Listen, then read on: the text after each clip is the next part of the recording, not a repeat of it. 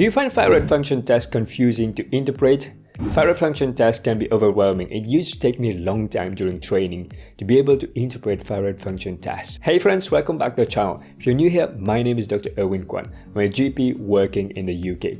In this video, we're going to talk about how to interpret thyroid function test, and we're going to go over a case scenario. Having a basic understanding of the hypothalamo-pituitary thyroid axis is helpful to be able to interpret thyroid function tests. The hypothalamic pituitary thyroid axis regulates the production of thyroxine and triiodothyronine from the thyroid gland. The hypothalamus secretes thyroid-releasing hormone TRH, which causes the anterior pituitary to release thyroid-stimulating hormone TSH. TSH in turn causes production and release of thyroxine and triiodothyronine T4 and T3 in the thyroid. T4 is a main hormone produced by the thyroid. T4 then exerts a negative feedback mechanism on the hypothalamus and pituitary. Like a braking system, T4 inhibits the release of TSH to maintain a state of homeostasis. Thyroid function investigation usually consists of TSH, T4, and sometimes T3. Free T4 is a much better marker of thyroid function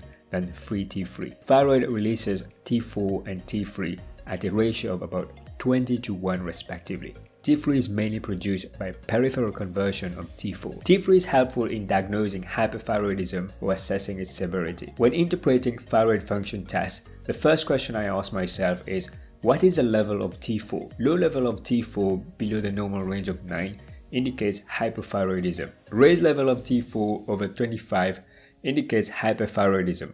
Excessive thyroid hormone activity. To work out whether we are dealing with primary or secondary pathology, we need to check the TSH level. Primary pathology is due to a problem within the thyroid gland. In primary hypothyroidism, there's an undersecretion of thyroxine. In primary hyperthyroidism, there's an overactivity of thyroid hormone from the thyroid gland. Secondary pathology is due to an abnormality outside of the thyroid gland. Examples include damage or disease of the pituitary or hypothalamus. If T4 level is high and TSH level is low, one would logically think there's a problem with the thyroid gland producing excessive thyroxine. As a result of the negative feedback mechanism, TSH level has been suppressed. This is primary hyperthyroidism. This may occur in Graves' disease or multinodular goiter. Now, if the level of T4 is high and the level of TSH is also high, one would wonder whether there's a problem higher in the axis.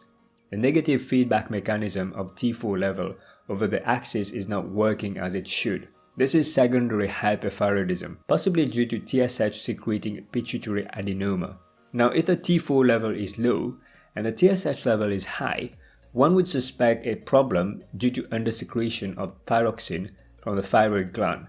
In an attempt to boost the production of thyroxine in the thyroid gland, the pituitary increases the production and release of TSH.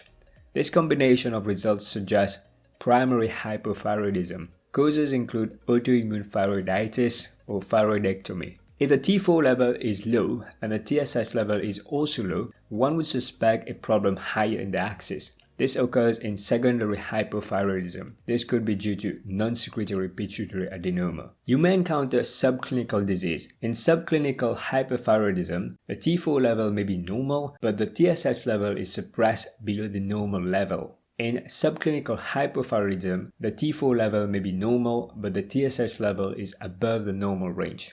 Consider measuring for thyroid peroxidase antibodies to check for autoimmune thyroiditis.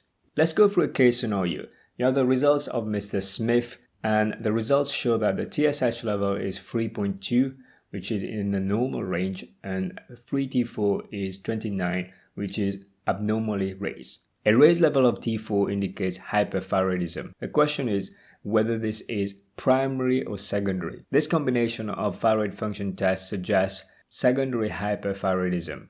This is commonly accounted for by Assay interference, confounding effects, for example, drugs such as amiodarone or heparin, or T4 replacement, including non-compliance. If you found this tutorial useful, then I've got another tutorial that I'm sure you're going to enjoy. Click the video to watch it. Take care everybody, bye bye.